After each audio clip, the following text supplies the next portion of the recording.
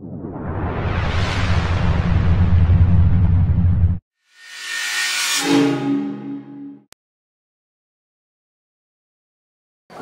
rock scene was in Melbourne, Australia, so it all started for me when I was about 3 years old. My first real rock and roll experience was on TV, Rage, an Australian program on ABC Network, which, you know, it had Nirvana, Lenny Kravitz, all the good stuff back then. So it all, you know, it had Green Jello with that Three Little Pigs video clip, which was my first real introduction to rock and roll. And then, yeah, I got hooked from the tender age of 3 years old, and then, you know, just wasn't actually old enough to go to any rock bars, but eventually when I was old enough to sneak in, I snuck into the Toorak Lion for the first time, which I ended up on stage playing bass. So that was a good experience. I played Are You Gonna Be My Girl by Jet, which was one of my favourite bands at the time. I got to see them at Festival Hall, which was a major concert venue in Melbourne. But yeah, the first major influence was Lenny Kravitz, Are You Gonna Go My Way. I saw that on the Rage 1993 video clip.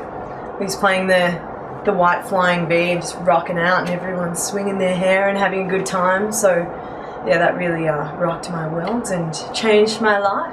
Well, yeah, so we're here at the State Theatre, New Jersey, opening up for Ted Nugent, and I mean, wow, he's just, you know, the best person to learn from, because his stage presence, his lead guitar playing abilities, it's just absolutely beyond rocking. And you know, it's just such a privilege to be opening up for someone like that. It really makes you lift your game and have to, you know, play your best every night.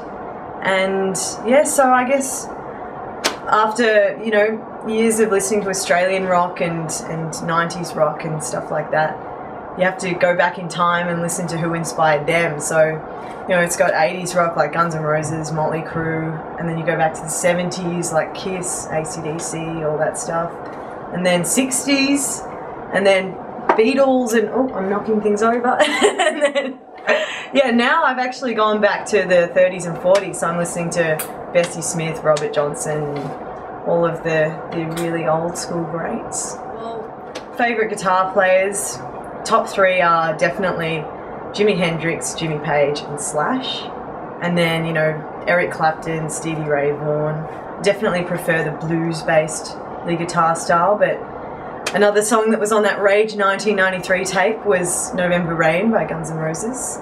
So I got to see Slash rocking out the front of the chapel with that rad guitar solo, and yeah, everything's very cyclical, you know, fashion and music and everything. So I guess the future of rock is going to go right back to where it started, earlier decades. So yeah, going back in time with a bit of an updated twist. So come on, rockers, let's rock this world!